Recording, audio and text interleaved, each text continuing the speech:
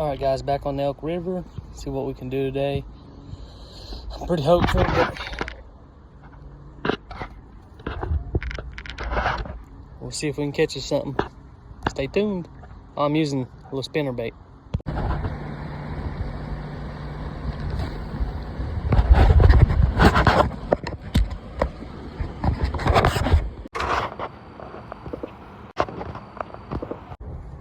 Guys, first fish of the day, caught on a little spinner bait, and I caught him right there across that.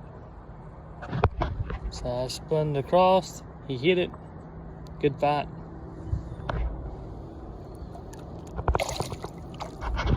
Good release. There's two on the old chatterbait. Caught him right off them logs right there. See if I can get me another one.